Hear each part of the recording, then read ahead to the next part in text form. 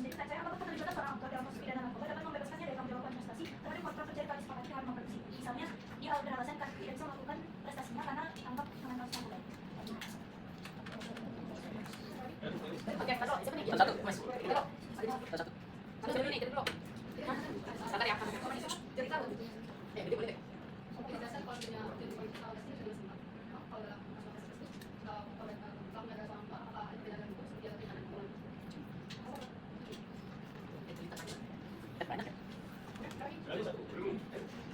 Itu kan tadi di saya kan menyebutkan salah satu pelanggarannya karena itu politik terlibat dalam pembuatan beberapa film di periode tertentu kan. Nah, pertanyaannya itu dalam konteks hukum PKK gimana sih? Bentar, apakah klausul eksklusivitas ini itu kita dikategorikan itu kewajiban berbuat atau kewajiban tidak berbuat? Sama gimana sih perbedaan klasifikasi ini mempengaruhi mekanisme dari tuntutan dan teori tersebut?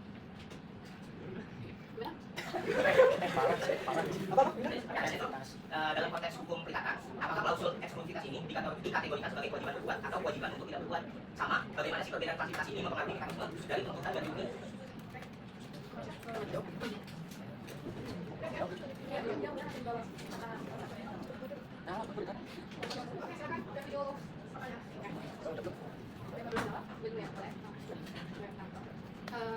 Di sini aku mau jawab pertanyaan dari Nadia. Pertanyaannya itu apakah keterlibatan seorang aktor dalam kasus pidana narkoba ya dapat membebaskannya dari tanggung jawab kompensasi terhadap kontrak kerja yang telah disepakati. Oke.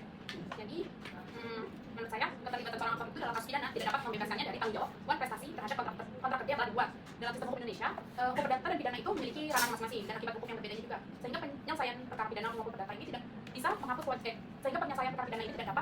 kewajiban perdata yang timbul akibat pelanggaran kontrak. Nah, dalam kasus kayak gini, aktor yang terjerat kasus narkoba biasanya itu tidak dapat menjalankan kewajibannya secara profesional. Misalnya harus menghadiri syuting, tapi ya karena ada alasan jadi tidak bisa karena ditahan atau direhabilitasi itu. Dan kondisi kayak gitu tuh biasanya tidak bisa dianggap sebagai keadaan yang memaksa atau istilahnya force majeure. Itu saja. Terima kasih.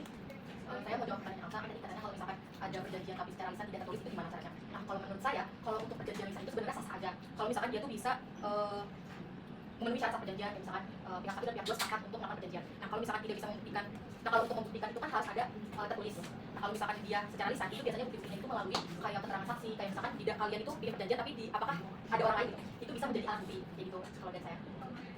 Ya, kalau misalkan ada saksi, saksi itu benar-benar itu seperti apa? Apakah itu proses? Baik tadi, karena kan kalau misalkan mau dituntut ke pengadilan itu syaratnya harus mempunyai bukti, maupun gimana caranya harus memenuhi syaratnya dulu baru bisa lanjut kayak gitu.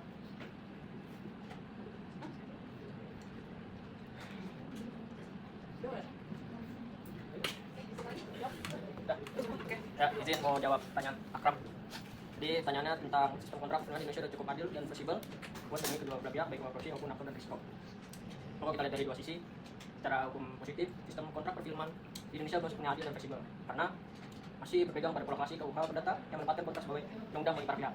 Artinya begitu kontrak ditandatangani semua isi termasuk jadwal, sanksi, kewajiban wajib dipatuhi tanpa melihat kondisi sosial atau psikologis dari aktor tersebut. Kalau kita lihat dari sisi keadaan kontraktual, seharusnya kontrak perfilman itu nggak cuma legal tapi juga fair. Dunia hiburan punya banyak faktor, senang, kesehatan, berbagai konsulting, keadaan mental, sampai risiko reputasi yang kadang menjatuh dalam klausul force majeure atau klausul perlindungan bagi aktor. Kontrak terlalu kaku maka begitu aktor gagal hadir atau melanggar satu poin langsung dianggap kompensasi penuh. Padahal itu jadi bukan masalah pribadi murni. Jadi jawabannya belum cukup adil dan fleksibel. Sistem hukum kita belum misalkan kontrak industri kreatif dalam prinsip keseimbangan para pihak, equality of parties dan etikat baik atau good faith. Supaya aktor nggak cuma dilihat sebagai pihak yang berutang prestasi, tapi juga sebagai manusia yang punya keterbatasan dan hak profesional yang harus dilindungi. Gimana aktor?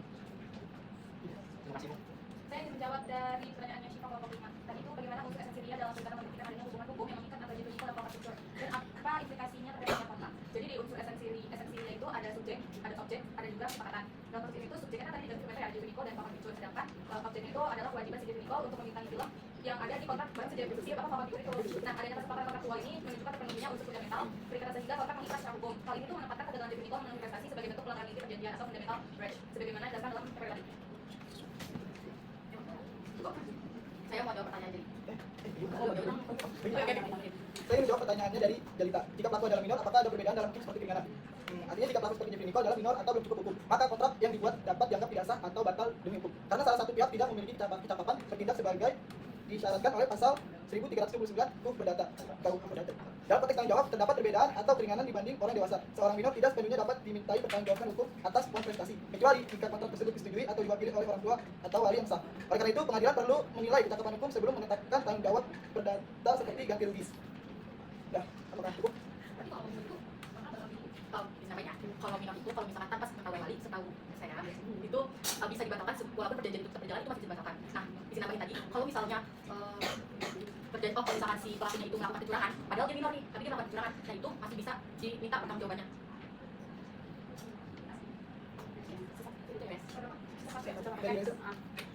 maka saya izin menjawab pertanyaan dari Reza. Pertanyaan itu adalah sejauh mana klausul eksklusivitas dan sanksi wan prestasi dalam kontrak antara Jeffrey Nicole dan Falcon Pictures berperan dalam mencegah pelanggaran perjanjian, serta bagaimana efektivitas penerapannya yang mencerminkan prinsip etikat baik, kepastian hukum dan keadilan kontraktual, bagaimana diatur dalam teori perikatan wan prestasi dan tanggung jawab perdata dalam hukum perdata Indonesia.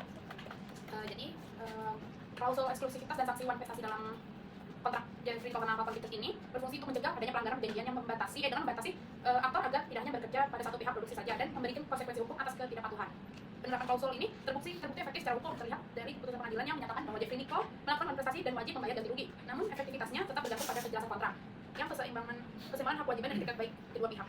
Kasus ini mencerminkan penerapan asas etikat baik, kepastian hukum dan keadilan kontraktual dalam teori perikatan dan tanggung jawab perdata, di mana pelaksanaan kontrak itu harus dilakukan secara jujur, proporsional dan tidak merugikan satu sama lain. Seperti itu. Oke, terima kasih.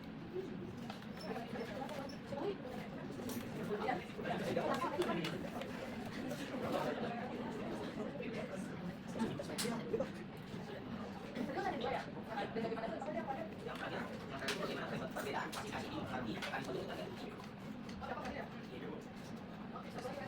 Dapat tadi dan bagaimana perbedaan ini dapat Mempengaruhi mekanisme itu tadi.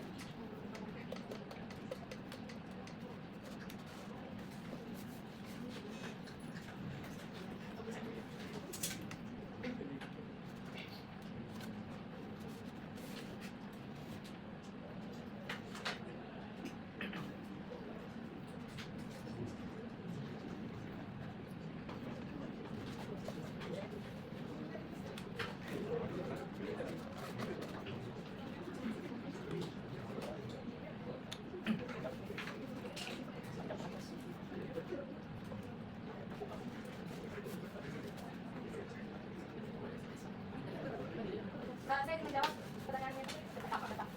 Dalam kasus Jeffrey Nicole ini tuh maksudnya itu klausul eksklusivitas yang kewajiban untuk berbuat itu tidak boleh bekerjasama dengan pihak lain di luar kontraktor karena selama masa kontraknya itu belum habiskan. Terus perbedaan pentingnya itu karena kalau kewajiban berbuat dilanggar, pihak yang dirugikan bisa memaksa melaksanakan prestasi, misalnya lewat penyerahan atau pemaksaan. Tapi kalau kewajibannya tidak berbuat dilanggar, maka prestasinya tidak dipulihkan dan ganti rugi menjadi satu-satunya bentuk pemulihan. Jadi dalam kasus ini pelanggaran klausul eksklusivitas Falcon ini bisa menuntut ganti rugi atau atas kerugian yang timbul, bukan memaksa Jeffrey Nicole untuk kembali bekerja hanya dengan mereka. Ya, teman-teman terima kasih perhatiannya. Assalamualaikum